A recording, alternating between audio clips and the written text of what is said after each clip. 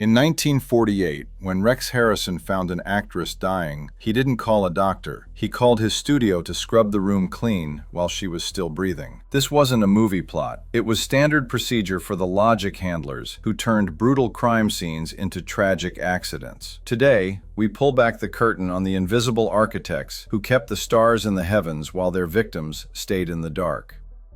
Bing Crosby, The Switch and the Shaking Walls.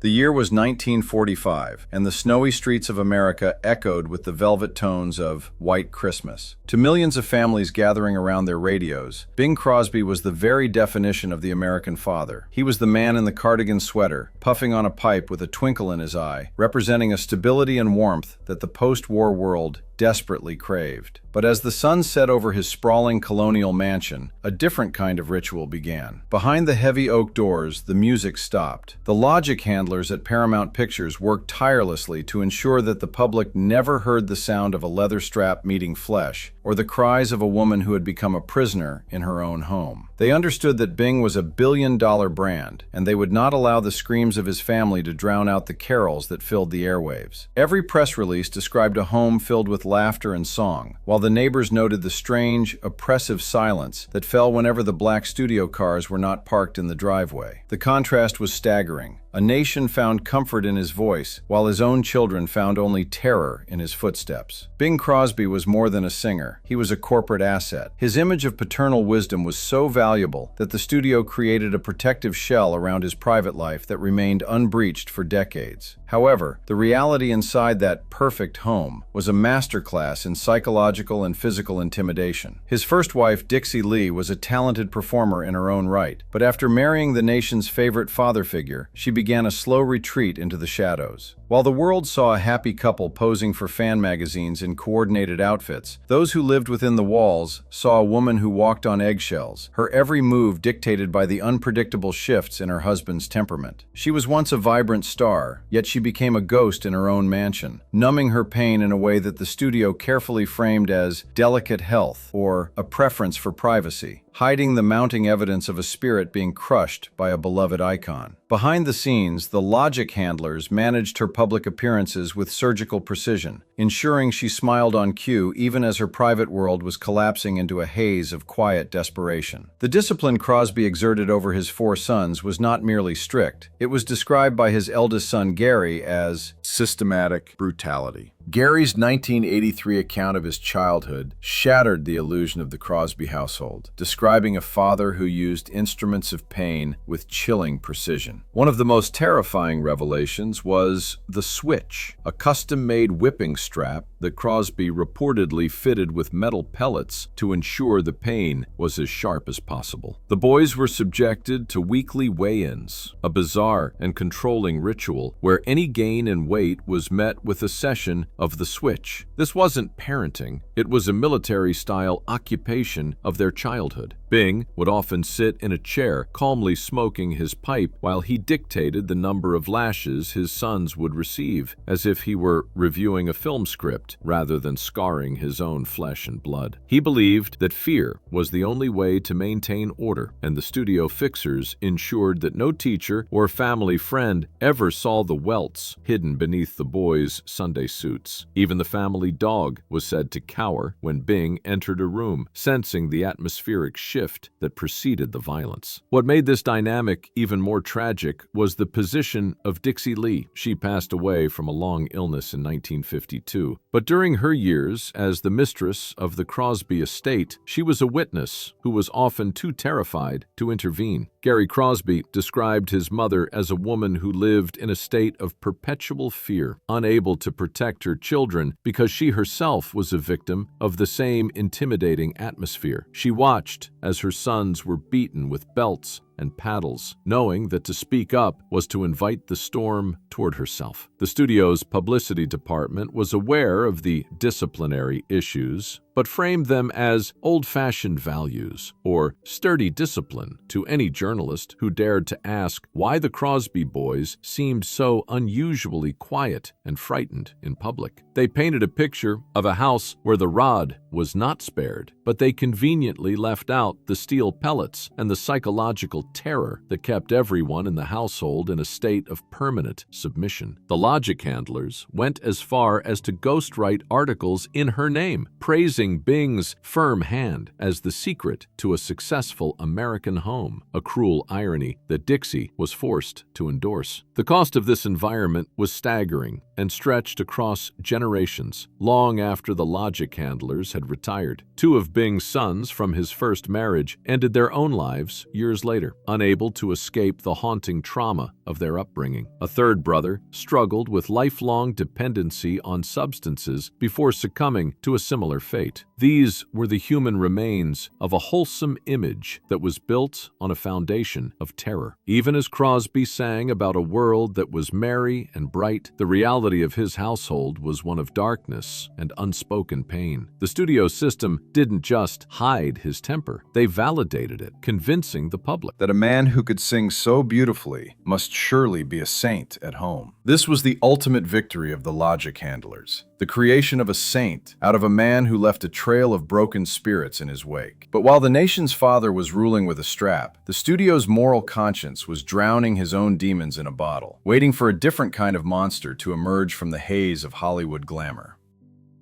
Spencer Tracy, the alcohol-fueled transformation. The transition from a man who used a strap to a man who used a bottle was a subtle one in the halls of Metro-Goldwyn-Mayer. If Bing Crosby was the nation's father, Spencer Tracy was its moral conscience. On the silver screen, Tracy was the voice of reason, the judge, the priest, the principled leader who always did the right thing. He won back-to-back Academy Awards for portraying men of immense integrity. Yet the moment the cameras were packed away, the principled everyman often disappeared into a haze of alcohol that unleashed a completely different personality. He was a man of high intelligence, but his addiction was a dark passenger that turned his brilliance into a weapon, allowing him to justify the rages that would follow a long day of playing a saint. The studio executives knew that as long as Tracy could deliver a monologue with conviction, his private sins were a small price to pay for box office gold. Spencer Tracy was a man of immense talent, but he was also a man possessed by a volatile rage that was almost exclusively triggered by drink. His longtime wife, Louise, and his legendary companion, Katharine Hepburn, were the primary targets of this transformation. While the studio publicized his long, technically intact marriage to Louise as a mark of his Catholic devotion, the truth was that they lived entirely separate lives. Louise remained in the marriage to maintain the public image, but she did so from a distance, having experienced the worst of his outbursts during their early years together. She dedicated her life to their son, who was born deaf, while Spencer retreated into a world of hotel rooms and secret apartments, pursued by a thirst he could never quite quench. The logic handlers made sure that when he was found passed out in alleys or hotel lobbies, he was returned home discreetly before the morning papers could print a single word. They managed his disappearances with the same logistical complexity as a military troop movement, ensuring the principled facade never cracked. When the drinking started, Tracy underwent a change that terrified those in his inner circle. Katharine Hepburn, who spent 26 years as his secret partner, spoke privately of the fear she felt during his binges. She described a man who became physically intimidating and verbally vicious, a far cry from the tender lover the public saw in their many films together. Hepburn often found herself in the role of a handler, trying to manage his volatility and hide his condition from the public. There were nights when she stayed awake, listening to the sounds of his movements, afraid of what might happen if she said the wrong thing. She became a servant to his moods, cleaning up his spills and absorbing his insults, all to protect the legend of the great Spencer Tracy. She would often hide the bottles herself, only to have him erupt in a fury that left her bruised and trembling. Yet she remained the ever-faithful protector of his public mask. She sacrificed her own dignity to ensure the world never saw the shaking, weeping man behind the unshakable screen presence. The studio's logic handlers were experts at managing Tracy. When he was found in a state of disarray or when a domestic disturbance threatened to leak to the press, MGM's fixers would arrive to clean up the mess. They paid off witnesses and ensured that the moral authority of Spencer Tracy remained untarnished. They understood that the public wanted to believe in the man who played Father Flanagan, and they were willing to go to any lengths to preserve that belief. The human cost was borne by the women who loved him, women who were forced to manage a monster while the world cheered for a hero. They lived in a silent contract, sacrificing their own safety to keep a billion-dollar myth alive. Their lives were a series of calculated risks and hidden bruises, managed by men who viewed their suffering as a necessary cost of doing business. But while Tracy's rage was loud and alcohol-fueled, the next star in our journey proved that the most terrifying violence didn't require a single drink, only a perfectly polished British accent and a heart of absolute ice. Rex Harrison, the cold weapon of diction. The cruelty of the Golden Age was not always physical. Sometimes it was a refined, intellectual brutality that left scars just as deep. This brings us to a man who epitomized the deadly charmer, Rex Harrison. To the public, he was the sophisticated Professor Henry Higgins, a man of culture and perfect diction. But behind that polished British exterior was a man whose emotional coldness was so profound, it was said to have driven a woman to take her own life. He did not need to scream to be heard. His whispers were often more lethal than any shout, delivered with a smirk that suggested he was always the smartest person in the room. He viewed life as a stage, and his partners as mere props to be discarded once they no longer served his immediate needs. To Rex, empathy was a foreign language he refused to learn, preferring the cold comfort of his own perceived superiority. The 1948 of actress Carol Landis is one of Hollywood's most chilling stories of neglect. Landis, who was Harrison's mistress while he was married to Lily Palmer, was found in her home after an apparent overdose. The most telling detail of that afternoon was not the tragedy itself, but Harrison's reaction to it. Upon discovering her body, he did not immediately call for medical help or try to save her life. Instead, his first telephone call was to his studio's publicity department. He wanted the logic handlers to coordinate a cover-up before he fulfilled his duty to a human being who was, he sat in the room with her, waiting for the publicists to arrive before the police, ensuring that his career would survive even if she did not. The delay was calculated, a cold mathematical equation where his reputation outweighed her survival. The logic handlers arrived with sponges and cleaning supplies, literally scrubbing the evidence of his presence from the room, while the woman who loved him drew her final breaths. This callousness was a hallmark of Harrison's relationships. He was a master of the verbal assassin technique, using his legendary wit to belittle and humiliate his wives. His third wife, Kay Kendall, was the victim of a particularly haunting deception. When she was diagnosed with a terminal illness, the doctors informed Harrison but suggested he keep it from her. He married her, but rather than using the short time she had left to provide comfort or truth, he reportedly used his knowledge of her as a psychological tool of control. He made cryptic remarks about her future, keeping her in a state of confusion while he sat in the seat of power, watching her fade while he maintained the ultimate secret. He controlled the very timeline of her life without her consent, enjoying the superior position it gave him. He treated her terminal condition like a plot twist in a play he was directing, relishing the dramatic weight of a secret only he could carry. Yet even this high society manipulation would pale in comparison to a voice that could make the world swoon while hiding a connection to the most dangerous underworld in America. Frank Sinatra, the volcanic crooner.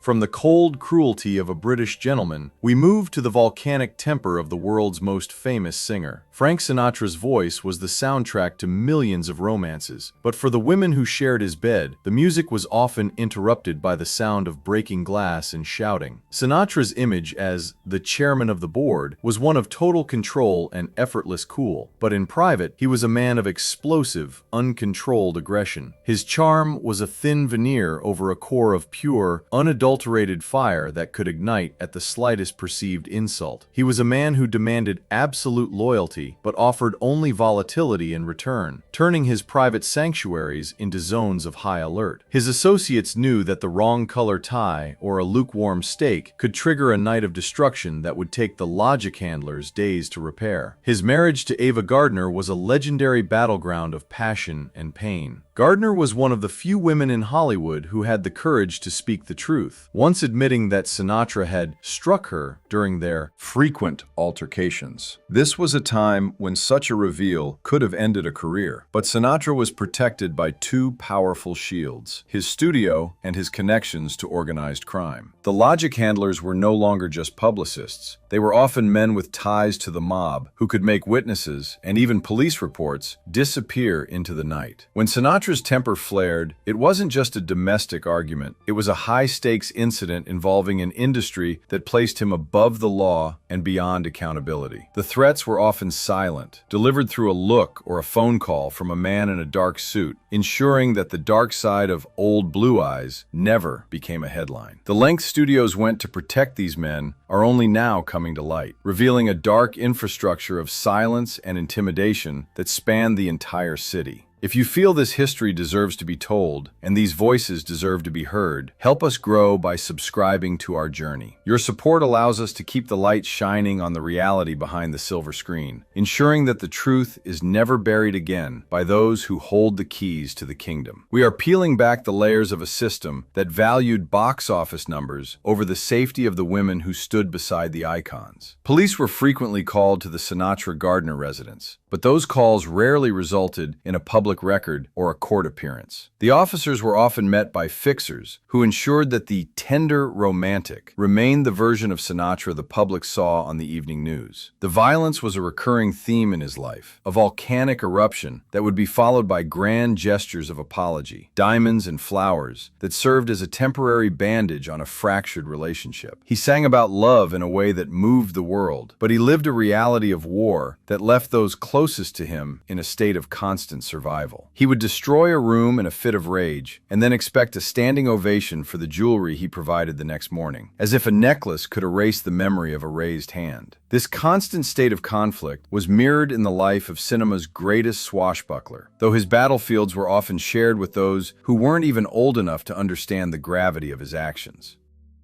Errol Flynn, the swashbuckler's darkest adventure.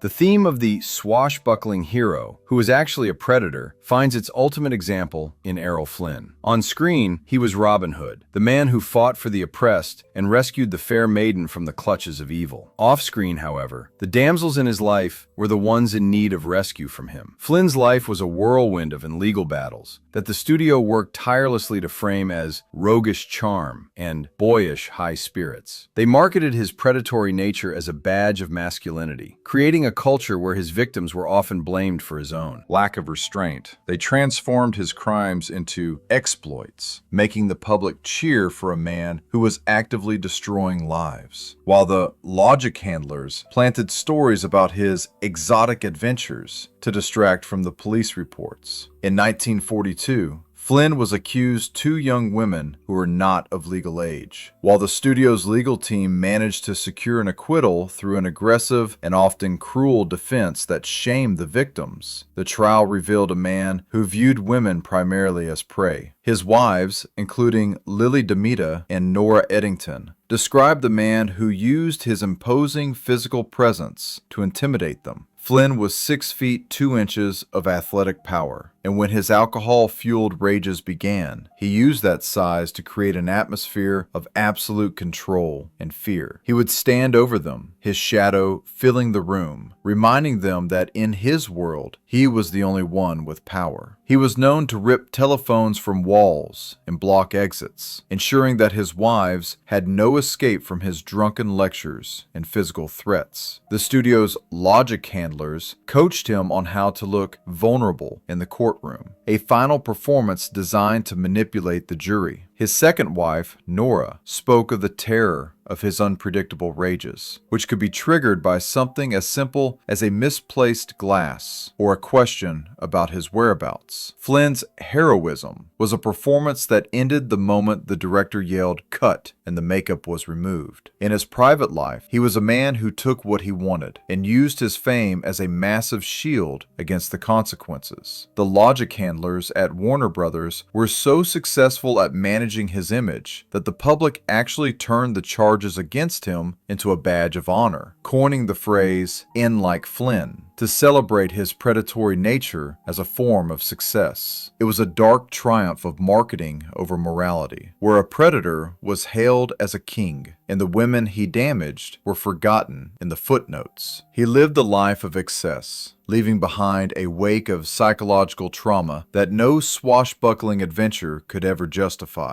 But if Flynn used his body to dominate, our next star used his mind to perform a much more clinical form of surgery on the human spirit, leaving no marks but a shattered soul. George Sanders, the verbal assassin.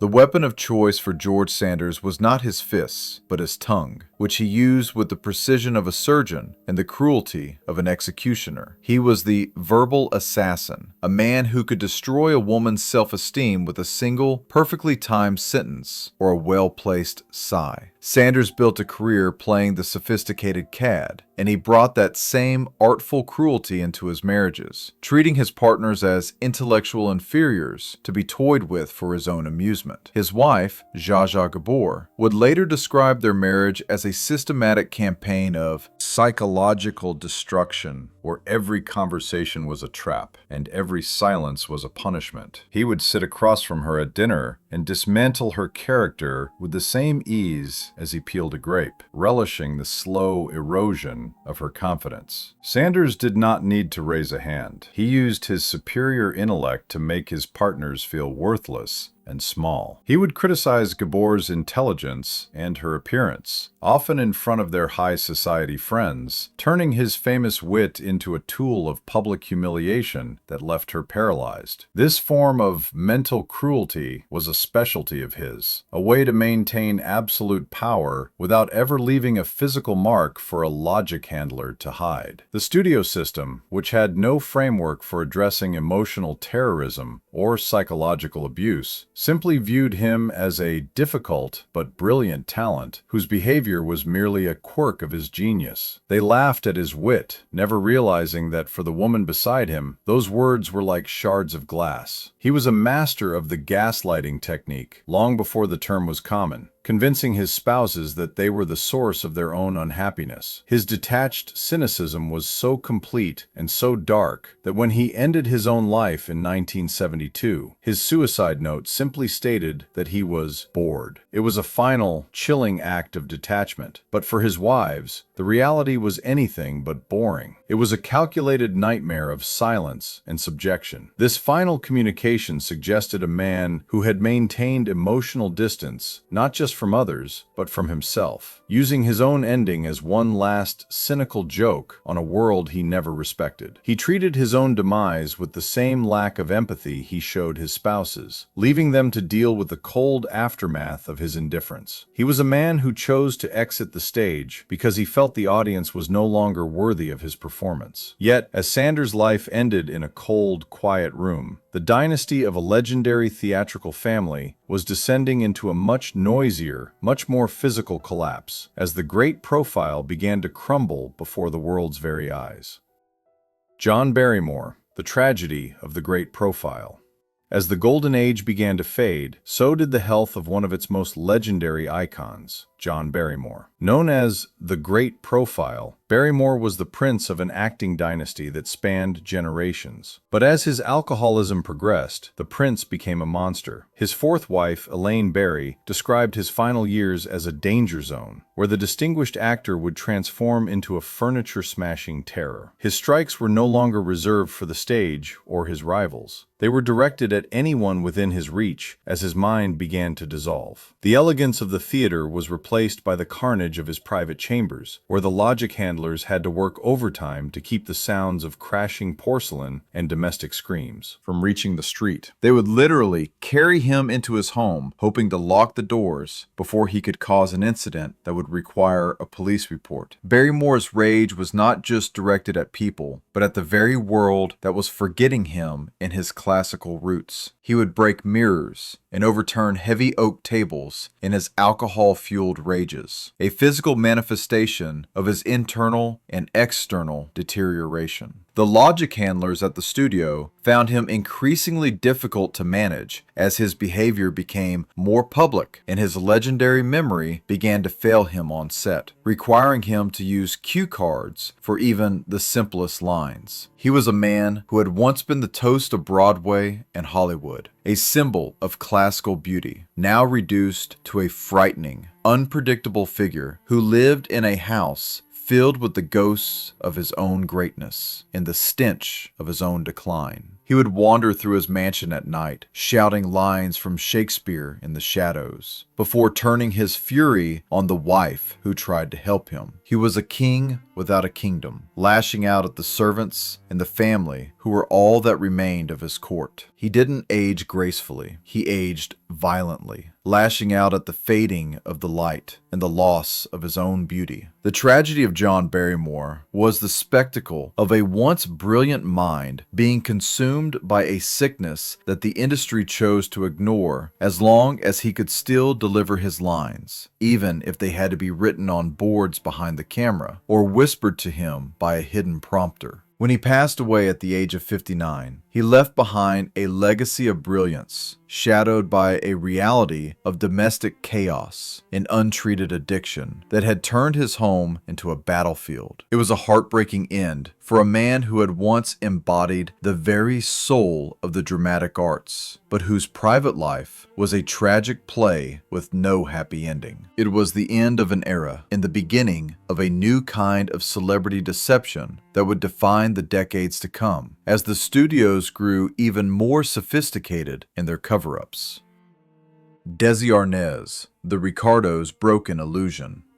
We would love to hear from you in the comments section below. Which of these revelations has surprised you the most so far? Was it the steel pellet switch of the nation's favorite father? Or perhaps the cold, calculated wit of the sophisticated British cad who controlled his wife's terminal diagnosis? We are curious to know if you ever saw hints of this in their on-screen performances. And looking ahead, what other topics from the golden age of Hollywood would you like us to explore in our future videos? We are building this channel together, and your feedback helps us shape the stories we tell. Every comment is a guide for our next journey into the past, helping us bring the voices of the silenced back to life and hold the logic handlers accountable in the court of public history. The most shocking gap between public image and private reality perhaps belongs to Desi Arnaz, a man whose smile was as famous as his accent and his conga drum. As Ricky Ricardo, he was the loving, if occasionally exasperated, husband to America's favorite redhead. The I Love Lucy show was a staple of every American living room, a fictional world where every argument was resolved with a laugh and a kiss before the credits rolled. But behind the scenes at Desilu Productions, the laughs were few and far between, replaced by the sound of arguments that could be heard across the studio lot. The logic handlers at the studio worked around the clock to ensure that the image of Ricky and Lucy remained the gold standard of American marriage, even as the real house was falling apart. They were selling a dream of domestic bliss while living a nightmare of domestic discord. The reality of the Arnaz Ball marriage was a volatile mix of serial infidelity, heavy drinking, and an explosive temper that the cameras never captured. While Lucille Ball never publicly claimed her husband physically harmed her, she lived in a state of constant, grinding anxiety. Arnaz's rages were legendary among the crew. He would smash dishes and break expensive furniture in fits of jealous anger and drunken frustration. The logic handlers at the network and the studio were terrified of the truth leaking out, as the entire success of their television empire depended on the public's belief in the wholesome, happy Ricardos. They knew that if the public saw the broken glass and the tearful confrontations, the laughter would stop forever. They were managing not just a marriage, but a massive economic engine that powered an entire industry. Ball was reportedly afraid for her own safety during his worst episodes, trapped in a marriage that was as much a billion-dollar business partnership as it was a romance. They were co-owners of a production company that was revolutionizing the industry, and a divorce would have been a financial and professional catastrophe that neither was ready to face. So, they continued to play the happy couple on screen, smiling for the cameras while their real home became a place of shouting matches, broken glass, and broken promises. He was the man who broke hearts and furniture with equal frequency, a reality that would have shattered the hearts of the millions of fans who adored their television family. family. He was a man of immense talent who could charm 1,000,000 viewers, but he couldn't keep his own demons from destroying his own home. But while Desi broke the furniture, our next star spent nearly 60 years teaching his wife that even the coolest exterior could hide a boiling, alcohol-fueled center that could erupt at any moment with devastating force and sudden fury.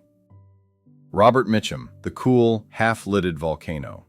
The cool detachment of Robert Mitchum was a marketable commodity that hit a man with a hair-trigger temper and a deep-seated resentment of the very industry that made him famous. Mitchum was the ultimate tough guy, a man who seemed unfazed by anything the world threw at him, his half-lidded eyes suggesting a man who had seen it all and cared about none of it. But away from the cameras, that nonchalance was often fueled by heavy alcohol consumption and a willingness to engage in sudden violence that shocked those who mistook his screen persona for reality. He was a man of action, but often the wrong kind, finding his release in the chaos of a barroom brawl rather than the discipline of the craft. The logic handlers worked to frame these incidents as roguish and rebellious, but the reality was far more dangerous for those in his immediate orbit. His marriage to Dorothy Mitchum lasted 57 years, a rare and often praised feat in Hollywood history that was used by the studios as proof of his hidden stability and character. But those who knew the couple spoke of a relationship defined by turbulent endurance rather than simple love or mutual respect. Dorothy was a woman of her generation who believed in staying with her husband through thick and thin, even when the thin involved physical confrontations and public embarrassments. Mitchum was arrested multiple times for fighting, and his were a constant source of stress for the studio logic handlers, who had to work overtime to keep him out of the headlines and out of a jail cell. They portrayed him as a bad boy, rebel, to sell tickets. But for Dorothy, the rebellion was directed at the safety and peace of their own home. He was a man who didn't start fights until he drank, and then he didn't stop them until someone was on the ground. Dorothy absorbed the consequences of his bad boy image in private, nursing the wounds of his lifestyle, while the studio used that very same image to sell millions of movie tickets. It was a cynical and profitable trade-off. The star's roguishness was a valuable asset to the studio, even if it meant his wife had to live in a state of perpetual uncertainty and fear. He would return home with bruised knuckles and a heavy scent of whiskey, and the studio would simply plan a story about a misunderstanding with a fan. While Mitchum's volcano erupted in sudden, visible bursts, James Mason showed the world that a brilliant mind can be just as efficient at destroying a partner as a closed fist, using silence and dismissal as a weapon that cut deeper than any blade. James Mason, the methodical, emotional torturer. The slow-burn cruelty of James Mason was a masterclass in psychological domination and emotional erosion. Mason was a man of immense sophistication and talent, and he used those qualities to maintain absolute, rigid control over his wife, Pamela. Their marriage was described by those in their social circle as sustained warfare, where the casualties were always emotional and the terms of surrender were always his. He didn't need to shout to be heard. His silence was often deafening, a vacuum that sucked the air out of any room he entered. He would walk through their home like a judge presiding over a court, where his wife was always on trial, and his disapproval was a sentence that Pamela had to serve in silence. He turned the domestic sphere into a theater of psychological subjection. Mason did not use his fists to subdue, he used his mind. He would withhold affection as a calculated form of punishment, and use his distinctive, honeyed voice to deliver critiques that were designed to systematically undermine Pamela's confidence and autonomy. He was a methodical, emotional torturer who viewed his wife as a supporting player in his own life, whose only role was to serve his needs and maintain his comfort. The studio system, which only understood violence in terms of visible bruises and police reports, had no way to intervene in a marriage that was being slowly eroded by a calculating mind that left no physical evidence for the logic handlers to scrub away. They admired his intellectual depth, never realizing it was the very tool he used to dismantle his wife's identity. Pamela Mason would later speak of the methodical cruelty of her husband, describing a man who was as cold and precise in his private life as he was in his most famous villainous roles on screen. He was a haunting reminder that the most dangerous weapon in Hollywood was sometimes Sometimes a brilliant mind turned toward the destruction of the person closest to it. He turned intimacy into a psychological interrogation, ensuring that she was never on solid ground and always searching for an approval he would never fully grant. He used his talent to create a prison of the mind, where the bars were made of his own words and silences. But all these psychological games fade when faced with the most horrific secret of the Golden Age, the man with the heart of gold, who allegedly destroyed his own family before it even had a chance to begin. Wallace Beery, the lovable monster. Finally, we come to the most shocking contrast of all, the case of Wallace Beery. To the audiences of the 1930s, Beery was the lovable tough guy with a heart of gold. He won an Oscar for The Champ, a film about a father's love that brought tears to the eyes of the entire nation, and established him as a symbol of rough, honest masculinity. But the man behind the gruff kindness and the tearful eyes was capable of a shocking act of violence that defies his public image entirely. He was a man who played a hero to children on the screen, while allegedly being a nightmare to his own in the most brutal way imaginable. He was a man of immense physical strength, and he used it in a way that left a scar on Hollywood history that the logic handlers spent decades trying to erase. His first wife, the legendary Gloria Swanson, kept a secret for 60 long years that would have ended Beery's career in an instant if it had been known. In her autobiography, written late her life, when she no longer had anything to lose and the studio system was long gone, she revealed that during their brief marriage, Beery struck her in the stomach while she was expecting a child. This brutal and focused assault caused the loss of the pregnancy, a devastating and life-altering act that Swanson carried in heavy silence while Beery became one of the most beloved and highly paid stars in the world. He was celebrated for his paternal instincts on screen, while he had allegedly destroyed his own chance at fatherhood through an act of pure violence. The irony was as thick as the studio grease paint, and the silence was even thicker. The studio logic handlers at MGM were fully aware of Beery's difficult and volatile nature, but invested millions of dollars in crafting his image as a man of rough decency and hidden sweetness. The idea that the champ could have harmed his own unborn child was a truth too dangerous to ever see the light of day, and they buried it deep under a mountain of carefully placed stories and favorable reviews. Beery lived his life as a hero to millions of families, while the woman he had harmed watched from the shadows of history, waiting for the era of silence to end. It is a chilling and final reminder of the power of a manufactured reality to silence the screams of the past and protect the monsters in our midst, ensuring that the legend lived on while the victim was left to carry the weight of the truth alone. He died a legend, while his secret lived on in the broken heart of the woman he had betrayed.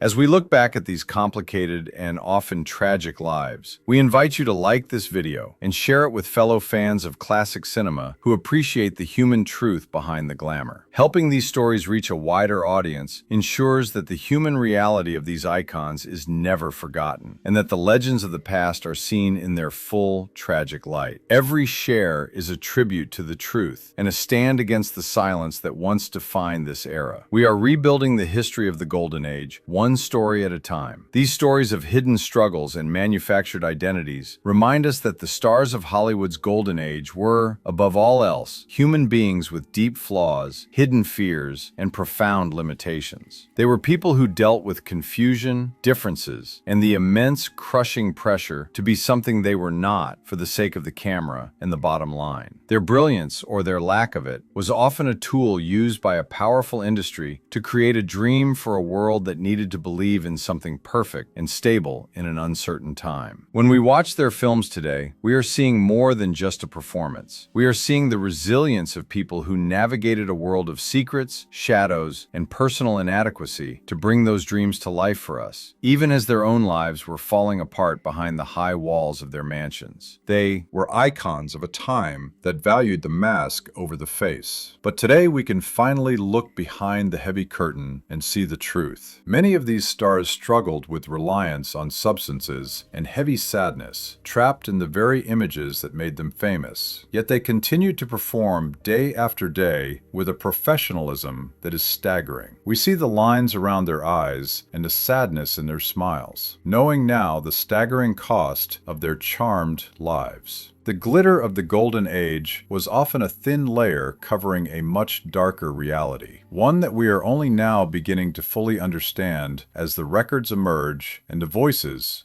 are finally heard. If you enjoyed this exploration of the human side of the silver screen, please subscribe and join our community of classic film lovers. We are honored to share these journeys into the past, celebrating the full, complicated humanity of the stars who built Hollywood's golden dreams. Thank you for watching, and we look forward to seeing you in our next history, where we will continue to explore the untold stories of the legends we love. Until then, remember that beneath every dazzling smile was a story waiting to be told, and beneath every star was a human being just like you, searching for the light in a world built on shadows. Would you like me to research more on the specific studio fixers who manage these cases?